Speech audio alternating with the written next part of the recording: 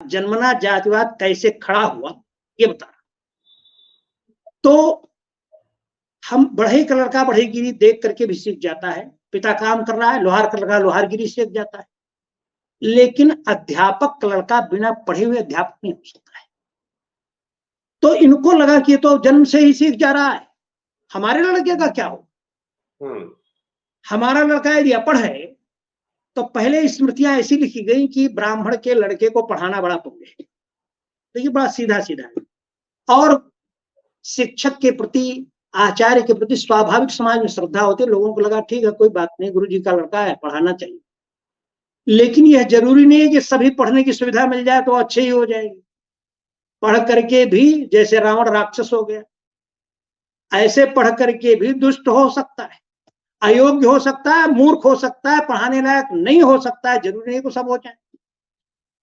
तब पुत्र मोह का एक अगला रूप यह है कि नहीं, मेरे शिक्षक ब्राह्मण के लड़के को ही होना चाहिए। ये जाति का एक स्वरूप खड़ा करने की कोशिश की गई। और फिर ये तो ऐसे ही सीख जाता है तो उसको पढ़ाई से वंचित कर देना चाहिए। इसलिए छेपक बहुत बाद में लिखे गए जो वेद के विरुद्ध हैं, वेद के खिलाफ हैं, और उसमें प्रशासकों को मिलाने की कोशिश की कि आप राजा बने रहिए, हम जो है अध्यापक बने रहें। ये साठगांठ इस देश के लिए बहुत घातक हुई, और इससे जो बंटवारा हुआ उसके कारण देश गुलाम हुआ। और वही इसलिए यही वर्ग सबसे ज्यादा संघर्ष भी किया। इसी में राणा प्रताप भी हुए। क्षत्रिय हैं, अपना पूरा उनको लगा कि हमारा क्या कर्तव्य। आज भी वहां की महिलाएं वनवासियों को प्रणाम करती है, क्योंकि वनवासियों ने 12 साल तक राणा प्रताप की रक्षा की, अपना जीवन लगाया। राम के साथ वनवासी वहां गए थे, वो लोग नहीं थे जो जाकर के रावण को मारे। अन्याय के खिलाफ वो सारे लोग इकट्ठे हुए। इसलिए रामायण जो है वह पूरी तरह से इस जन्मना वर्ण व्यवस्था की जो परिकल्पना थी उसका खंडन करती है। मैंने कहा ये जो श्लोक हैं ये कोई बताता नहीं। आपने कहा कि ये लोग तो लोग बताते ही नहीं, यहाँ सीधे सीधे वर्णन है। जी जी कंटिन्यू कीजिए। जी जी अब इसमें देखिए राम के विषय में, तो ये राम के विषय में राम का क्या स्वरूप है। राम के लिए वाल्मीकि लिख रहे हैं, बहिश्चरैव प्राणः प्रजानां पार्थात्मनः। राम प्रजा के बाहर घूमने वाले प्राण जैसे हैं। वह प्रजा के जो आत्मा है उसके मूर्तिमान रूप है। वो किसी की भी पीड़ा को नहीं देखते और उसकी पीड़ा का कैसे हरण होगा उसका उपक्रम करते हैं। इसलिए राम को इतना लोग मानते हैं। और रावण को जो लोग माने कल्पना में कहीं से है ही नहीं कि जब रावण ने माया फैलाना शुरू किया तो स्वस्तिगो ब्राह्मणेभ्यस्तु लोकानाम एच सम्मता जयताम राघवो युद्धे पौलस्त्यान रजनीचन चक्रहस्तो यथा विष्णु सर्वान असुर सप्तम। देखिए यहाँ सीधे सीधे ऋषियों ने, सारे लोगों ने प्रार्थना किया कि गौओं और ब्राह्मणों का जो निरीह निरपराध है, ब्राह्मण कहा गया शिक्षकों का, ये शिक्षा जीवित रहती है तो समाज फिर से उन्नति करता है। शिक्षा बहुत जरूरी है, पूरे समाज को शिक्षित होना परम आवश्यक है, तो उनका कल्याण हो। लोकानाम ये चसम्मता, जो सारे लोगों के हित का चिंतन करने वाले हैं। बिल्कुल साफ साफ पंक्ति है, जयताम राघव युद्धे, राम रघुनंदन युद्ध में जीते किसको, पौलस्त्यान रजनीचरान, पुलस्त के कुल में पैदा हुए राक्षसों को विजय करी। आपको आश्चर्य होगा, पुलस्त ऋषि हैं। ऋषियों को लोगों ने जन्मना, सारे ये जो जातिवादी है सब मानते हैं कि पौलस्त ब्राह्मण है। यद्यपि यहाँ ब्राह्मण शब्द नहीं कहा गया, ऋषि कहा गया। पौलस्त के कुल में पैदा हुए जो राक्षस, पौलस्त के कुल में पैदा हुए कुबेर भी हैं, वो देवता हैं। यह लोगों को भूल जाता है कि पुलस्त के कुल में एक देवता है, वो विश्वश्रवा का एक पुत्र देवता है, दूसरा राक्षस है। जो लोगों को धन देता है, लोगों को सुख देता है, लोगों का भला सोचता है, वह कुबेर है, वो देवता है।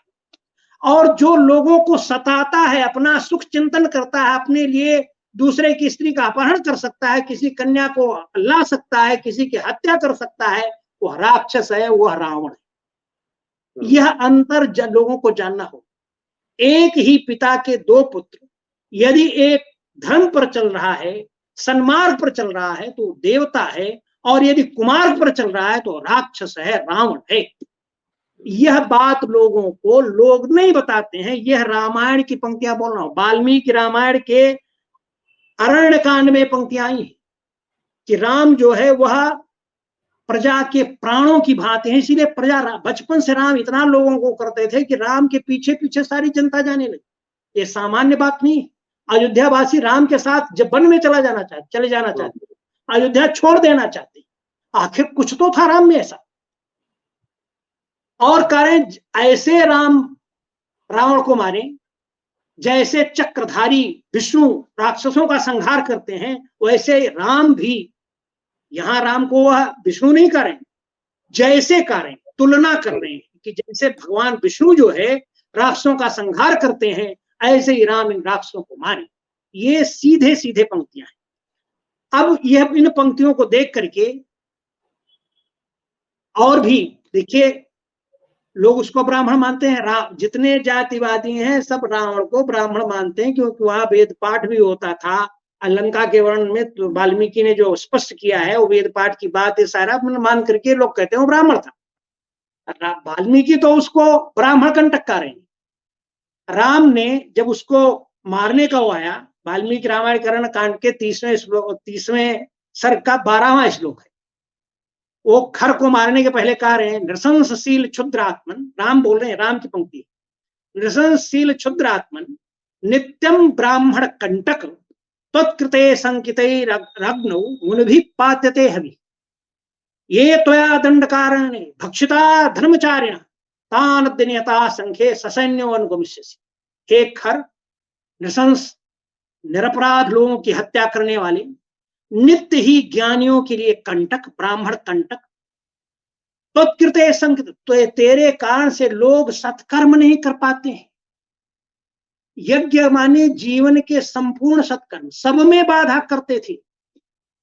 ये त्वया दंड कारण, तूने इस दंडक वन में रहते हुए धर्म पर चलने वाले जिन ऋषियों को मार डाला, आज तेरे मार देने से मैं आज सेना सहित तुझको भेज दूंगा वहां, जिससे इनका सारा कांटा निकल जाए, ऋषियों का, इन वनवासियों का सारा दुख दूर हो जाए। इसलिए मैं आज तुझे मारा और सेना 14,000 सेना सहित उसको मारा। एक और बात, द्रविड़, अब इसी प्रसंग में वो बात भी बता देना ठीक होगा। लोग, ये विदेशी, जब इन्होंने, अंग्रेजों ने एक चाल चली, वो चाल ये थी कि यहाँ 4 ग्रुप था, द्रविड़ है, आर्य है, अलग अलग भाषाएं थी, और वो जो है ये मिल करके आर्यों ने द्रविड़ों को मारा। यह एकदम हास्यास्पद बात है, कहीं इसकी चर्चा नहीं की है। कहीं वह स्वयं भी अपने भाई को, वाल्मीकि रामायण में जब रावण को कहता है तो आर्य कहता है विभीषण कि आर्य यह कुकर्म है, ये मत करो, तुम, आपको ये शोभा नहीं देता है। उसको भी आर्य कहता है वो, क्योंकि उसके सद्धर्म को जगाना चाहता है, लेकिन वो तो कुकर्मी था, गलत रास्ते पर था, उसको मानने नहीं था, इसलिए विभीषण को हटा देता है। विभीषण को राम आर्य कहते हैं। और आपको जानकर आश्चर्य होगा, इस देश के उत्तर से दक्षिण तक, पूरब से पश्चिम तक एक शब्द प्रयोग होता है, अम्मा, और वो भारत में प्रयोग होता है। चाहे वो तमिल बोलता हो, तेलुगु बोलता हो, मलयालम बोलता हो, कन्नड़ बोलता हो, सब अम्मा कहते हैं। हिंदी बोलता हो, बंगला बोलता हो, माँ को अम्मा कहने का जो शब्द है, यह पूरे भारत में बोला जाता है और भारत के बाहर नहीं है। भारत में कहीं मम्मी अम्मी नहीं है, अम्मा कहते हैं, और अम्मा से छोटा करते हैं तो माँ कहते हैं। हम एक बार चिंतन करने लगे कि ये भारत में अम्मा शब्द कहां से, और सब बोलते हैं। तमिल में भी अम्मा का शुद्ध रूप जो है अम्बा है, संस्कृत में भी अम्मा का शुद्ध रूप अम्बा है। भाई यदि वह दूसरे लोग थे तो ये अम्बा और अम्मा, तो मैं सोचने लगा ये आखिर अम्बा कौन बोलता है। यह अम्मा बोलना जो है, सारा मनुष्य तो अम्मा बोलता है, अम्बा हमको सोचने लगे, ध्यान है कोई बोलता है। थोड़ी देर सोचने पर दिमाग पर ध्यान गया तो आया कि अम्बा, ये तो गाय का बच्चा बोलता है। अम्बा, ऐसा वो गाय का बच्चा बोलता है। और जब वो गाय का बच्चा सुबह दूहना हो, सारे लोग जो सुन रहे हैं उनको सबको बता रहा हूं, जाके देखिएगा सुनिएगा, तो वो कहते बस। जितनी बार वो अम्बा बोलेगा, और ये भारत की गाय है, भारत की, जर्सी नहीं बोलती हूं, जर्सी का बच्चा अम्बा नहीं बोलता है। भारत की गाय उत्तर से दक्षिण तक, पूरब से पश्चिम तक, कहीं जाए, अफगानिस्तान तक, अफगानिस्तान तक भारत है, सब जगह अम्मा आज भी बोला जाता है। मुसलमानों ने उसको छोड़ने के अम्मा का अम्मी बनाया। वो कहीं अम्मी अरबी का नहीं है, वो यहां से अम्मा को अम्मी बनाया गया, कहीं अरबी में अम्मी नहीं है। तो ये जो शब्द है अम्मा, ये बता रहा है कि इस पूरे देश की आत्मा एक ही है। वो तमिल वाला भी शुद्ध अम्बा है, उसमें तमिल में शुद्ध अम्बा है, संस्कृत में भी शुद्ध अम्बा है,